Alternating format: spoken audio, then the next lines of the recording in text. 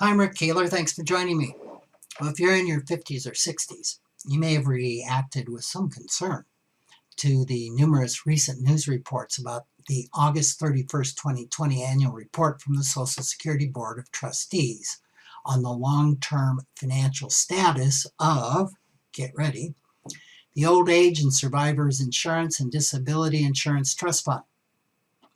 We commonly call that Social Security. Now, should you be alarmed? Well, let's look at two of the news articles, one by Eric Bohm, which was published September 1st at reason.com, with the headline, Social Security will be insolvent in 12 years.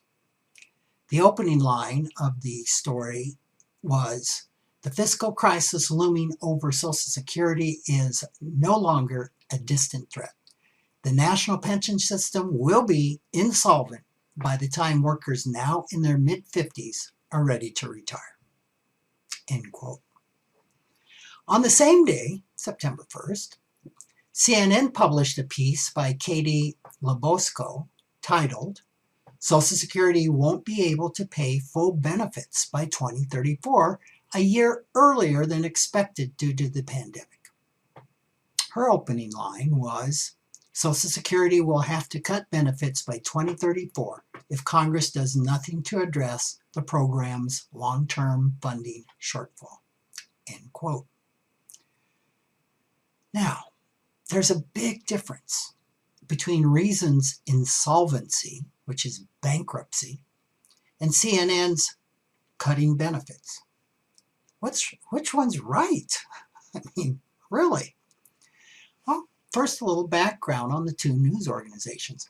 Reason is a monthly libertarian magazine from the Reason Foundation and has a circulation of about 50,000, while CNN is cable news network, a basic cable and satellite television channel which is owned by the Turner Broadcasting System, a division of Warner Media. It has over 500,000 viewers a day. There's a website called MediaBiasFactCheck.com, which rates the various media outlets. And it rates Reason Magazine as a right-leaning organization, and they base that on stories that favor libertarian positions. Makes sense. They also rated them high for factual reporting due to mostly proper sourcing and a clean fact check record. Well, that sounds pretty good. Media's Bias Fact Check rates CNN as a left-leaning media organization based on editorial positions and news story selection, but it gives them a mixed rating for factual reporting, noting that most failed fact checks were by TV hosts, while news reports tended to be properly sourced. So, given that, which outlet should you believe?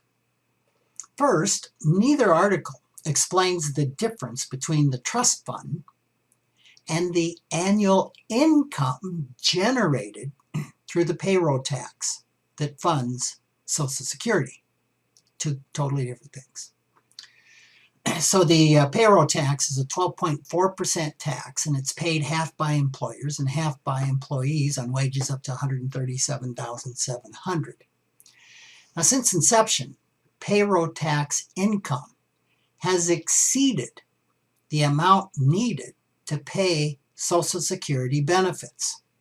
So the surplus was loaned to the U.S. Treasury and used for general expenses.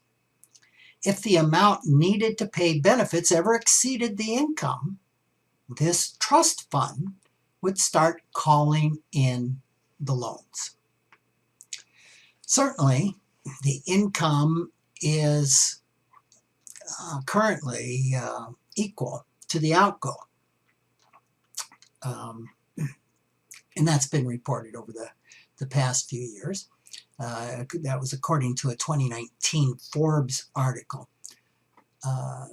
that during 2019, Social Security took in a little over $1 trillion and spent mostly in benefit payments a little over $1 trillion.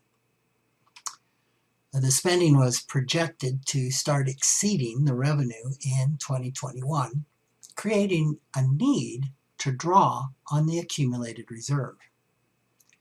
According to the August SSA press release, the year when the combined trust fund reserves are projected to become depleted if Congress doesn't act before then is 2034, 1 year earlier than last year's projections. At that time, there would be sufficient income coming in to pay 78% of scheduled benefits. So that's 22% less than 100%. Note that paying 78% is not the same as Reason's insolvent headline. Also note that both the Social Security Administration and CNN used that huge word, if. In this case, CNN's article is way more accurate. Before you panic in response to provocative headlines, it's really a good idea to do your own fact-checking. Between now and 2034, the government can and likely will take action to revamp Social Security. It could opt to raise payroll taxes or pay Social Security benefits out of general funds. Either way it goes, I rate the chance of Social Security benefits being cut somewhere between 0 and 0. Thanks for joining me.